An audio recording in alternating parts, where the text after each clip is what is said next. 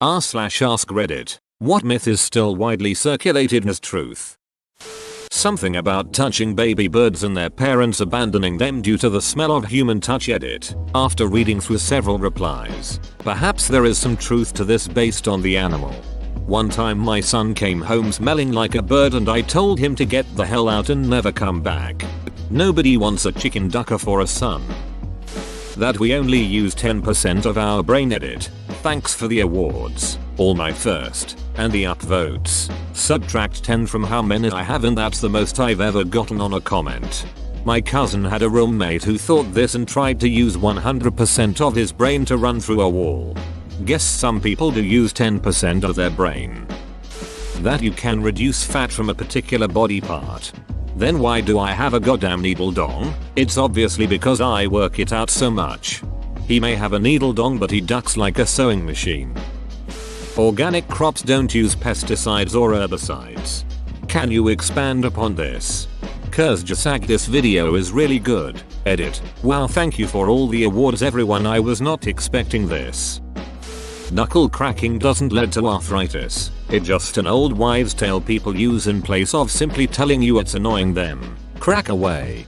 Another one is that it's illegal to drive with the interior light on. It's not. It's just harder to see at night with it on, so drivers don't like it on when driving. Edit. I think men who have replied are right. It probably is illegal in certain circumstances or jurisdictions. All this time I could have been playing my Game Boy. That Marilyn Manson removed 2 of his ribs to blow himself. So you're telling me I didn't have to remove 2 of my ribs to be able to blow Marilyn Manson? You didn't have to, but I appreciate you going the extra mile. Gum takes 7 years to digest. No, that's if you eat people. People take 7 years to digest. No, gum takes 7 people to digest. The food pyramid. Edit. Wow, thanks for the awards. My first gold. Edit 2. So many good comments. To answer and respond to many of them, check out the book Death by Food Pyramid. Sounds extreme, but the author has an entire chapter on how to better research and understand scientific documents reports. One of the best things I have read. So much bread. Everybody knows about big tobacco and big pharma, but what about big gluten using scams like this to line their pockets? Scientists don't know how bees fly. According to all known laws of aviation. You, with the physics, get out of here. It's a mystery. Bulls hate red. They are actually colorblind and are reacting to the movement of the cloth and the a-hole behind it. You also gotta keep in mind those bulls are poorly treated and usually given some kind of stimulants. Bulls on our ranch are actually quite friendly as long as it's not breeding season. Can confirm. I once had a bull knock me over and stand above me because he wanted chest scratches. He was a big baby that wanted what he wanted, when he wanted it. Edit. Did not expect this to blow up. I am at work and can't do detailed responses or additional stories at this time. Sorry. See below for the tale of Blue. My god, goat. Undercover police have to tell you they are policemen when you ask them. Breaking Bad has a great scene where an undercover cop tricks a guy into selling him drugs using this myth. I thought we were going to hang out. Poor Badger. Catherine the Great died after attempting to have sex with a horse. This myth was started by the French, and then they ask why everyone believes Napoleon was a tiny man. Napoleon being small was a myth started by the British. I was adamantly told by some seniors at work not to drink the water that boiled twice because it cooks the oxygen out of it. What is with seniors and water that's been boiled twice? My grandmother used to say that it would make the water radioactive. I still can't wrap my head around the fact that a woman that had been a chemist her entire working life believed this, though I've heard others who grew up in the Soviet Union, like my grandmother, echo this, so perhaps it's some silly propaganda that stuck. I would love it if it turned out that it started as propaganda to reduce power consumption by the populace. If an HIV positive person has sex with another HIV positive person, they don't have to worry about protection. They do, because there are 140 different strains of the HIV/AIDS virus, and getting infected with another strain, especially a potentially deadlier one, could be dangerous. Also, pregnancy is still a very big risk for HIV positive women. If you are considering a sexual relationship, get tested and talk to your doctor about birth control. Just want to point out that women can be HIV positive while pregnant and not pass on HIV to their baby as long as they take the correct medications during pregnancy. They can even have a vaginal delivery if their viral loads are low at the time of the birth. Open bracket. This obviously doesn't address someone just not wanting to get pregnant, but lots of people also believe that you can't responsibly continue a pregnancy if you're HIV positive, and that's also false. Edit. I have never gotten an award before and now I got one for being helpful. Thank you, kind stranger. I am happier about this than should be possible over fake internet awards. : That the tongue has different regions for salty, sweet, bitter and sour. Why were we ever taught that? Damn you, Ms. Frizzle. Daddy long legs are actually the most poisonous spiders in the world but don't have long enough fangs to bite you. For those who doubt, https://enm Wikipedia .org falsity. Holy shit, I didn't know daddy long legs ducking ate other spiders. Black widows nonetheless. And here I thought those guys just chilled in their web and are fruit flies and shit. Your blood is blue when not oxygenated. Edit.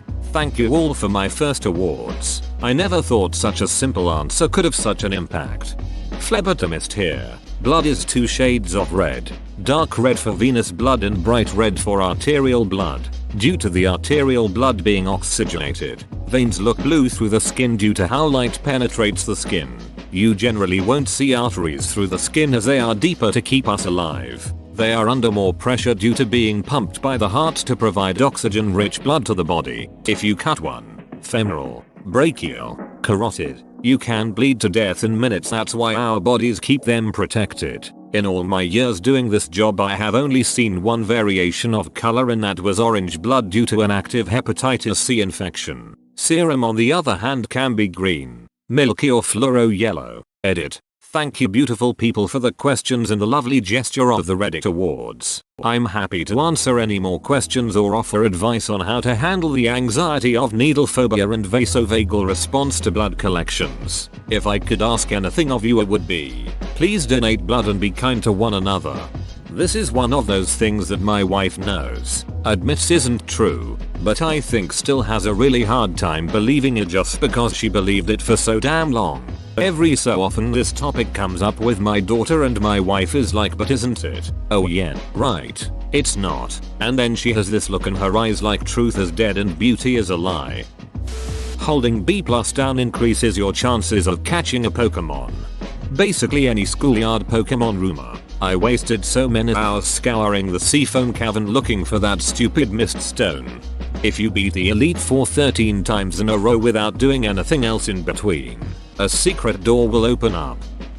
Lemmings commit mass suicide, perhaps the most influential and, for the lemmings involved, tragic presentation of the myth was the 1958 Disney film White Wilderness, which won an Academy Award for documentary feature and in which producers threw lemmings off a cliff to their deaths to fake footage of a mass suicide, as well as faked scenes of mass migration. 15.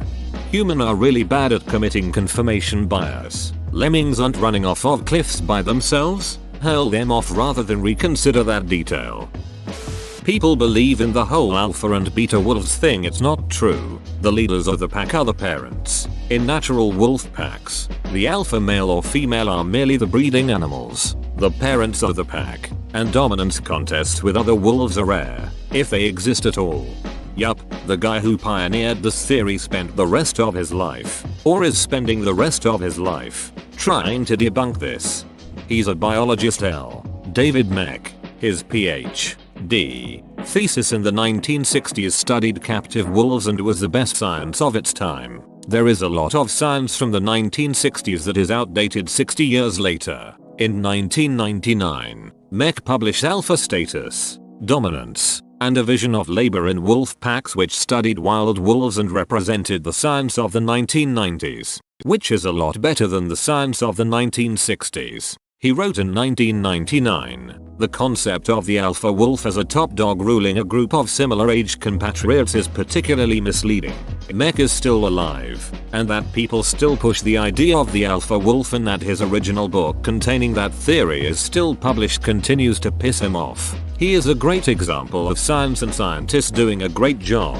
He did research, it was the best for the time, and published it. Then he did more research, learned new stuff that contradicted the old stuff and changed his views based on the new information. This is how science and research is supposed to work. Nobody reasonable is criticizing him for holding the old views when he held them or for doing the initial research. The captivity studies were a necessary part of the process."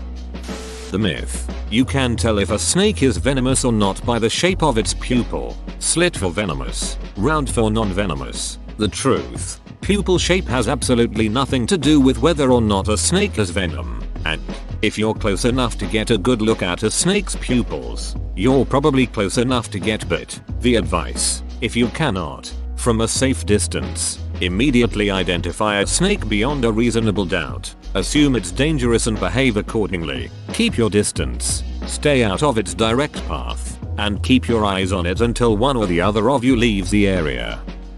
That historical armor was useless, or just something you wore so you had a slight chance to turn a death blow into merely a serious injury. Shows and movies still perpetuate this. Game of Thrones has acclaimed sword fights where guys casually shove swords through dudes in plate armor. Impossible. Metal is not cardboard. Even the most basic iron or bronze chainmail armor will be barely scratched by a slash from the sharpest katana. Well-made plate armor is impervious to all damage short of a blow from a specialized armor-piercing weapon.